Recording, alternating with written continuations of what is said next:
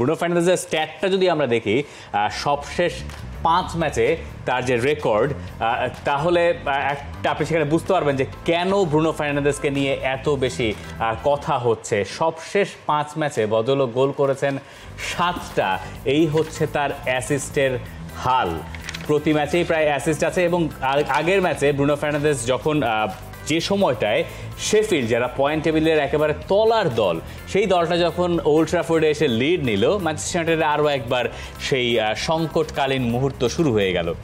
সেই অবস্থা থেকে দলকে অনেকখানি তুলে উদ্ধার করলেন ব্রুনো ফার্নান্দেজ। তবে তার আগে হ্যারি ম্যাগুয়ারের গোল, হ্যারি ম্যাগুয়ারের পেনাল্টি আদায় করা, এরপরে পেনাল্টি থেকে ব্রুনো ফার্নান্দেজের গোল, ফার্নান্দেজের থার্ড গোলটা ফ্যান্টাস্টিক, মানে ম্যাজিক্যাল একটা গোল তিনি করেছেন। আর মানে এরপরের গোলটা যে অ্যাসিস্ট হয়লুন্ডকে দিয়ে যেটা তিনি করিয়েছেন, একেবারে এই গোলের সামনে বল গেছে, শুধুমাত্র লাগিয়ে দিতে হয়েছে, ফিনিশিংটা করেছেন।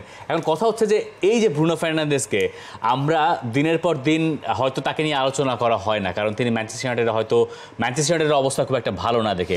ম্যানচেস্টার ইউনাইটেড যদি টাইটেল রেসে থাকতো তাহলে আমাদের আলোচনার বেশিরভাগটাই ব্রুনো ফার্নান্দেজ থাকতো বা ব্রুনো ফার্নান্দেজ থাকতো। আমার কাছে মনে হয় ব্রুনো ফার্নান্দেজ হচ্ছে বার্সেলোনায় লিওনেল মেসি যা ছিলেন, ব্রুনো ফার্নান্দেজ এই দলটার তাই। মানে উনি ছাড়া, তাকে ছাড়া আপনি ম্যানচেস্টার ইউনাইটেডের অ্যাটাক দেখবেন না, কোনো একটা ভালো পাস দেখবেন না, ভেরি টাফ। তবে সেখান থেকে তারা একটা নিস্তার মিলেছে, একটা জয়। এটা নিয়ে খুব একটা উচ্ছ্বসিত হওয়ার কিছু নাই, কিন্তু ব্রুনো ফার্নান্দেজ যে একটা আলাদা ম্যাটেরিয়ালের জিনিস, সেটা আরেকবার বোঝা গেছে। না, জয়টাতে উচ্ছ্বসিত হওয়ার কিছু নাই এমনটা ভাবলে আমার কাছে মনে হয় যে ভুলই করবে। কারণ ইউরোপে খেলার একটা বিষয় আছে, সেরা 5-এ থাকা বা 6-এ থাকার একটা ব্যাপার থাকে। হ্যাঁ, আপনি বলতে পারেন ম্যানচেস্টার ইউনাইটেড কখনোই চ্যাম্পিয়ন্স লিগের বাইরে অন্য কিছু হয়তো চিন্তা করে না বা সেটা সফলতা না, কিন্তু আপনার কাছে যখন অপশন আছে, আপনি ইউরোপ থেকে ছিটকে যাচ্ছেন বা কনফারেন্স লিগে চলে যাচ্ছেন, সেখান থেকে তো আসলে ইউরোপা লিগ বেটার। সেই হিসাব যদি আপনি করেন, এই ম্যাচের 3টা পয়েন্ট আসলে খুব বেশি গুরুত্বপূর্ণ, কারণ টটেনহাম আছে, অ্যাস্টন ভিলা আছে, সব মিলিয়ে তাদের মধ্যেও তো একটা লড়াই চলছে। For more updates, subscribe to our YouTube channel and click on the bell icon. Follow us on Facebook and Instagram.